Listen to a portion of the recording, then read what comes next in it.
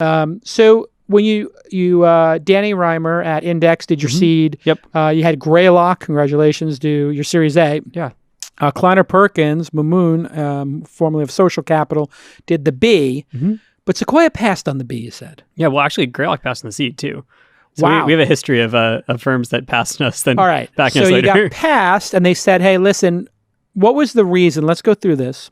What was the objection that Greylock gave you when they passed on the seed? And then how does one, as a founder, take that no and turn it to a yes 24 months later? Yep. Or 36 months later? Yeah, so basically, the person I talked with at Greylock was John Lilly, who, going back to our earlier conversation, was the CEO of Mozilla for a long time. And so, deep respect for him, very technical, loves design, kind of like the perfect person to join us. And talked with a bunch of firms for the seed. One of them was Index, and they called us that night, and we're like, we're in. Cool. That's awesome. Amazing. What was that, like a quick $500 or $1 million check or something? Well, they did $2 million of a $4 million round. Okay, wow. So it was awesome. And they've been incredible partners the entire way through. I mean, they've been awesome. But another firm we talked with was Greylock, and John Lilly in particular. And John was very transparent. I mean, he's a very direct guy. And he's like, look, and to be clear, he was correct. And he says it with a lot of compassion, but he was like, I really like you guys, I like what you're doing. I think there could be something here, but I don't think you know what you're doing yet.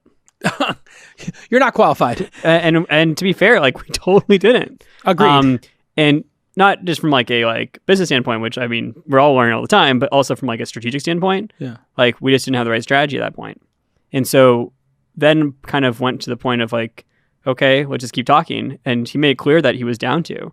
And so we kept having coffees every month or two. Wow. And he would give us advice and he'd give us connections. He introduced us to people that were really helpful. That's amazing. And so how I can be helpful is kind of the way people make fun of VCs. But what you're actually saying, mean it.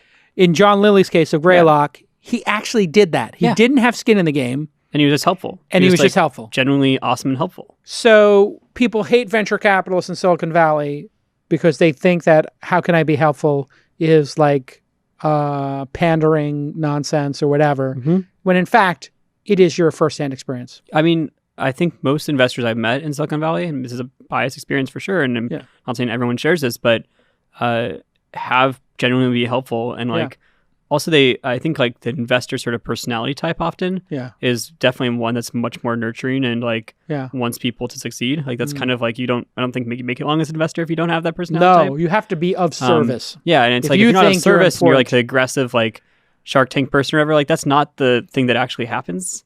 No, this is why when I got pitched on Shark Tank when it was Dragon's Den and they were just bringing it here, and when they pitched me on it, and I was potentially going to be on it in that first season. I mean, I did 2 calls with them and then I didn't wind up on it, which made sense because I didn't have any successful investments at the time.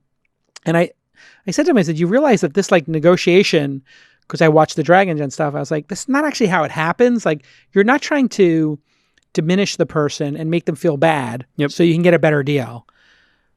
You're kind of doing the opposite. You're trying to build them up knowing they're going to storm the beach and the likelihood is failure and they're going to get their head blown off and this company's going to zero.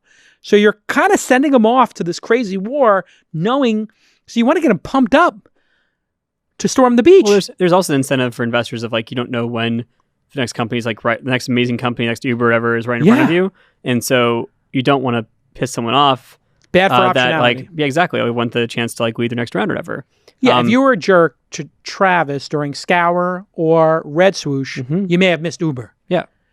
Or if you were a jerk to Elon at X or Zip2, maybe you don't get Tesla and SpaceX or Boring Company.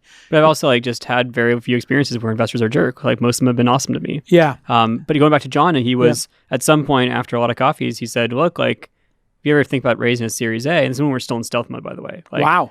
We hadn't yet launched anything. Had no customers, but we had started a very small alpha. And he's like, if you guys think about raising an A, let me know. And a few weeks later, I called him up and was like, hey, think about raising an A. Really want to work with you. We did talk with a few other firms, but it was, I basically just wanted to work with John. And even if the other firms had said yes, I don't know if I would have gone with them. It's a good lesson for investors, be of service, be as helpful as you can. And as Naval told me when we were both starting off maybe 10, 11, 12 years ago, maybe 10 or 11 years ago, we both started to do angel investing. And he said, Jason, the reason we're winning is because we're in a competition to see who can be the most helpful. And the three most helpful people right now, 3 or 4 most helpful people are Paul Graham, you, me, and Ron Conway. Huh.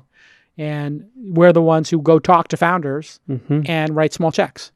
That's the race to be the most helpful. And I'm going to start this AngelList thing. I'm taking my Venture Hacks blog and I'm going to make it a website. Yep. Like Facebook or LinkedIn for angel investing. And I was like, wow, that's cool. Totally. Crazy.